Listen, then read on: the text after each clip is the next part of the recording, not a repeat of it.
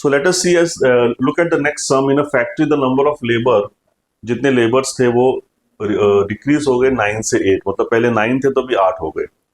And that salary per day increase in the ratio 14:15, मतलब अगर 14 थी तो 15 हो गई.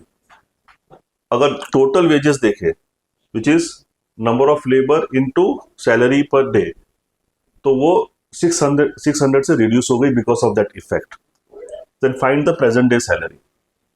सो या तो प्रेजेंट डे सैलरी पूछा होगा ईच डे, या we can always say total wages present कितने हैं. You have to read it in this manner. What is the present total wages per day. So I can से labour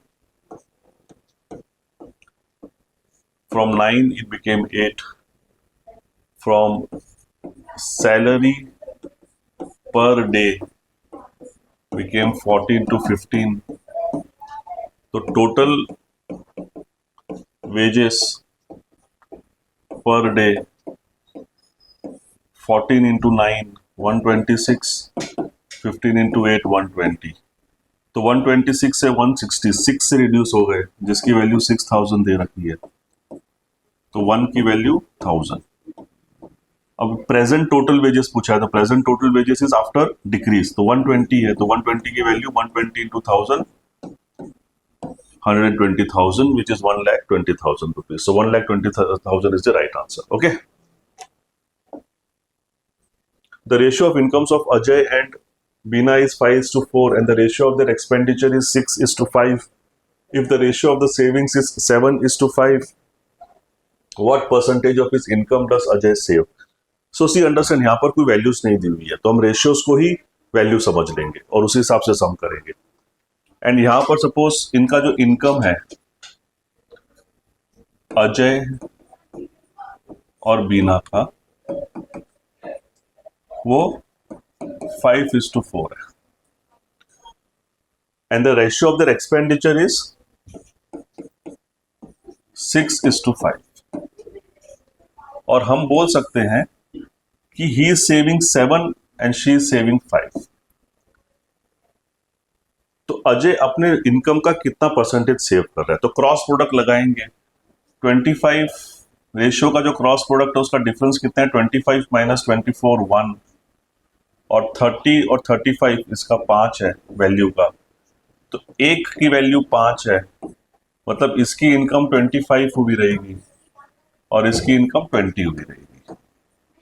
तो 25 की income थी, 7 की सेविंग्स है, तो सेविंग्स अपॉन इनकम, वो परसेंटेज पूछा है मेरे को, 28% is the answer. Clear. So ये जो मेरे को सेविंग्स का रेशियो दिया है, because I have not been given any value, I am taking this as 7 rupees and 5 rupees. That's what I have done here. And then I have simply applied the cross product. Okay, we have understood the cross product in my earlier lectures. Watch the videos. Brothers A and B have some savings in the ratio 4:5. They decided to buy a gift for their sister, sharing the cost in the ratio 3:4. After they bought, A spent 1/3 of his savings while B is left with 145. Find the cost of toys.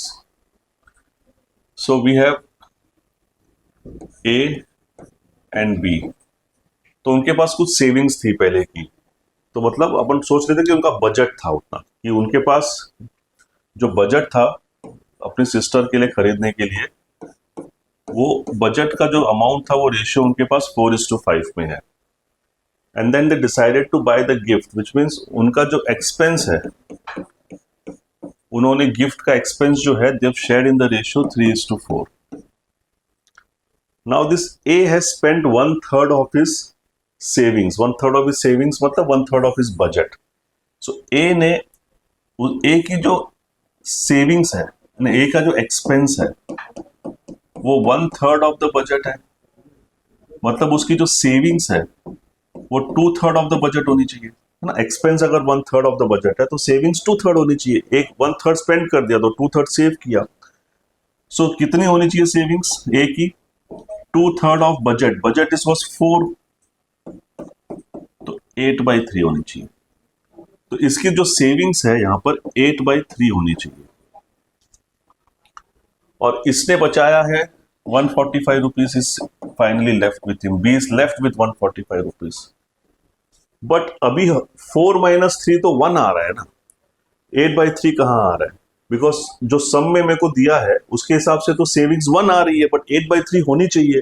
So how much should be the expense? तो I will find 4 - x 8/3 कैसे होगा?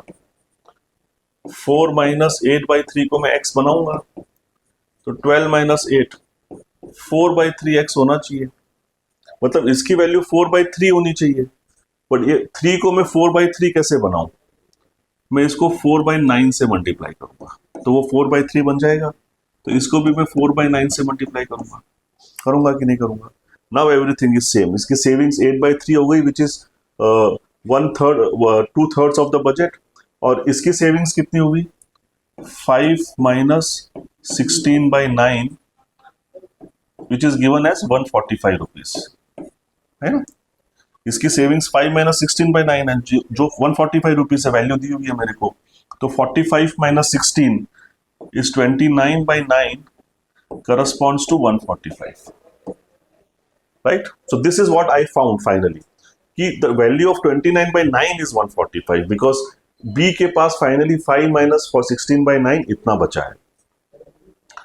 But I am asked find the cost of toy, तो cost of toy कितना है? ये वाला, which is 12/9 plus 16/9, that is 28/9 is the cost of the toys. I have to find this, और मुझे क्या दिया हुआ है? 29/9 की वैल्यू 145 आई है। So what would be 28/29?